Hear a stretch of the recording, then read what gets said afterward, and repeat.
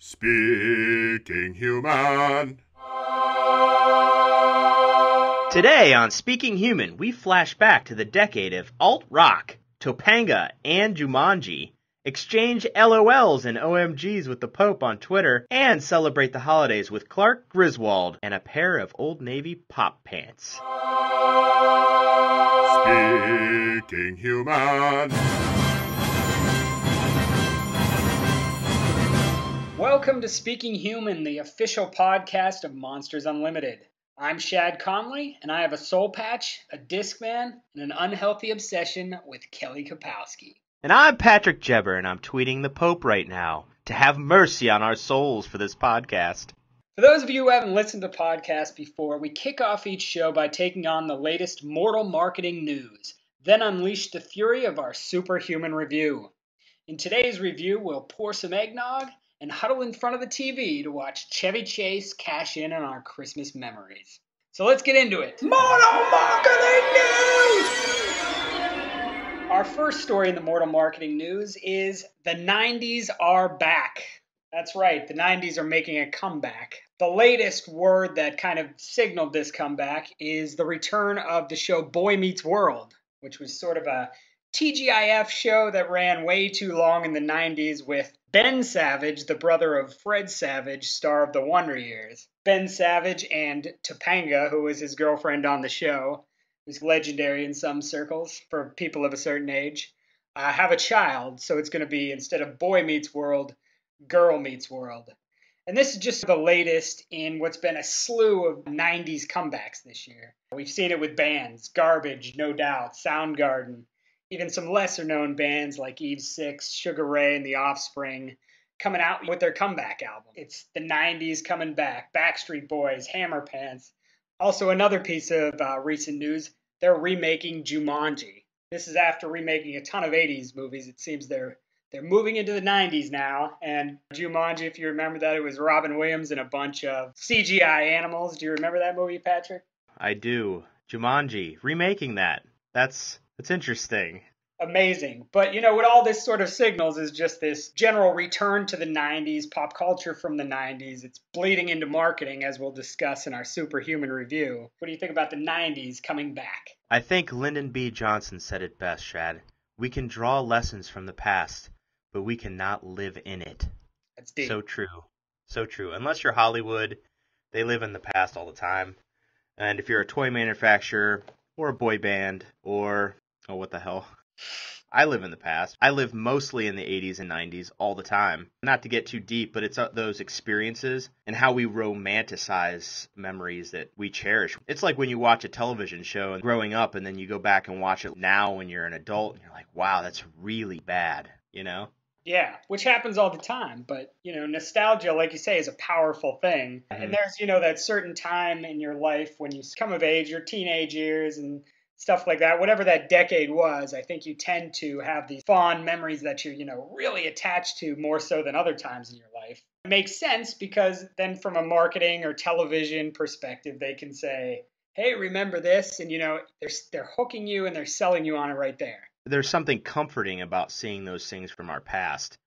It's familiar, you know what I mean? The thing is, it's our time right now to take a line from Goonies. We're that age right now where we've grown up. We're about 20 years removed from the 90s, you know, so we're getting into that demographic that's pretty desirable because of income level and such. So you see more of this concentration on this kind of nostalgia. And I also think it's just an every 20-year cycle. I can remember even in the 80s, nostalgia for the 60s. Family Ties was based on this 60s versus 80s dynamic, was a TV show. It's not just the good stuff from the 90s that comes back. I truly believe, because I grew up at that time, that things were better than ever then. You know, like some of the movies and music that came out at that time were amazing, but there was also a lot of terrible trash. Yeah, they don't discriminate when they bring things back. They're like, yeah, that was in that time period. Let's just pull it out of the closet. They don't discriminate when they're tapping into your memories to sell things to you and make you watch things. Anyways, we're going to be talking about this more a little bit in our Superhuman review, I think. So let's move on to our next story. And you want to give us a little background on this one, Patrick?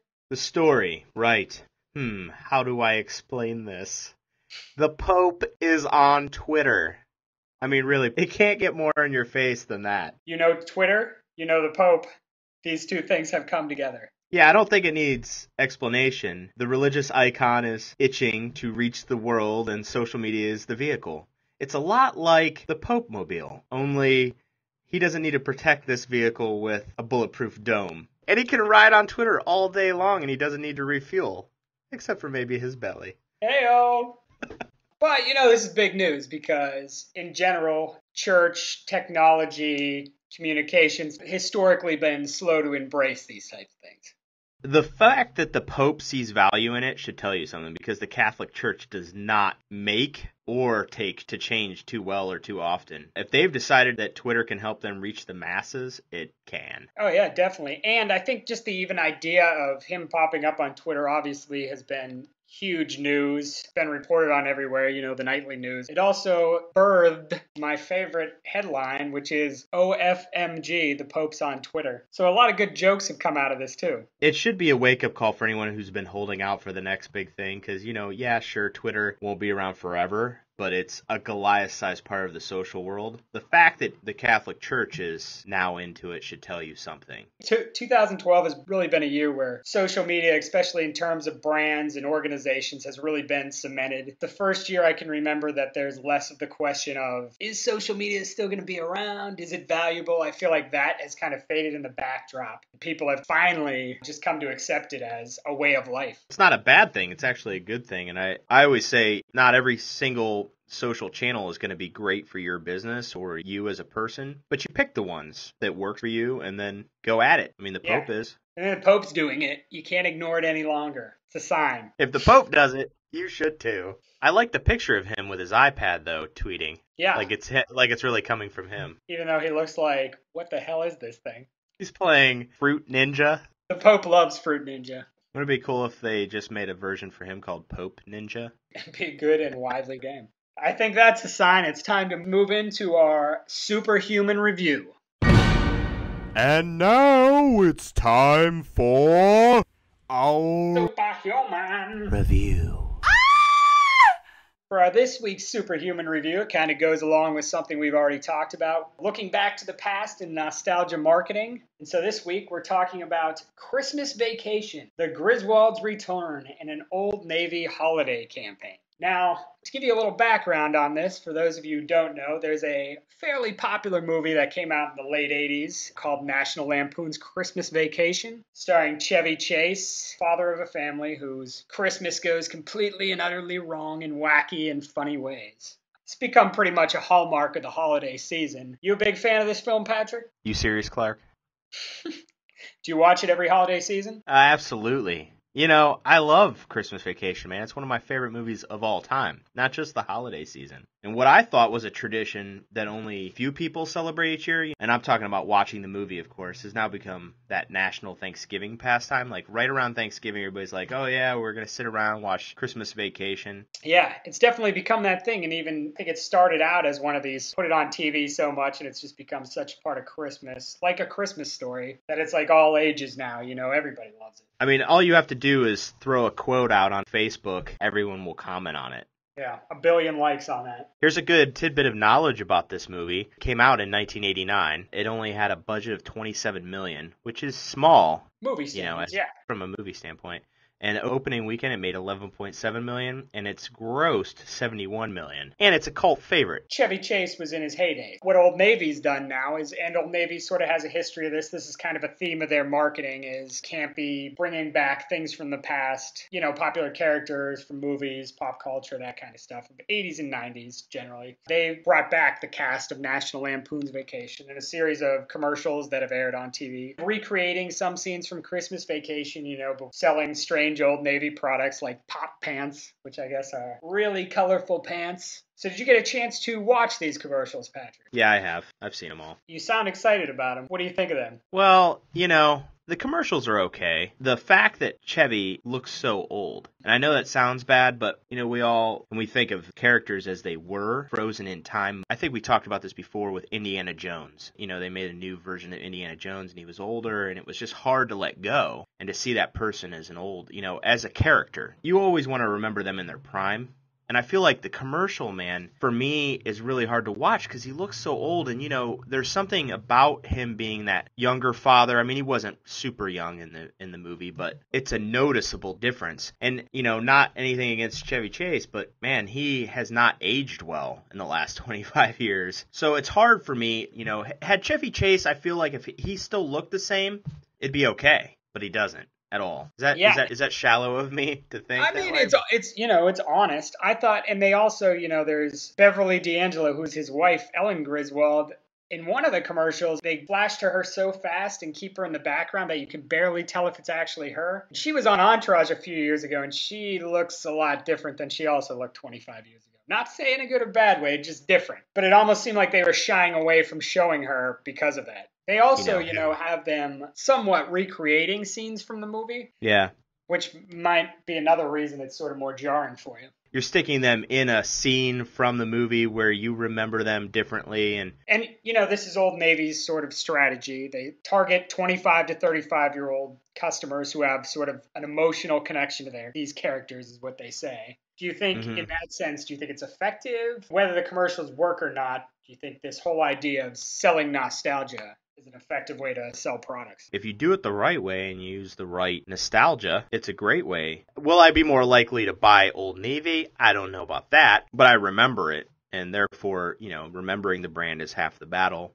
Yeah, and it grabbed my attention from when I heard about these to when I saw it. I kind of went out of my way to see it. I wanted to see it. It came on TV. I actually paid attention, which I don't do to an advertisement very often. Old Navy definitely has a way of playing with their marketing. They have fun with it.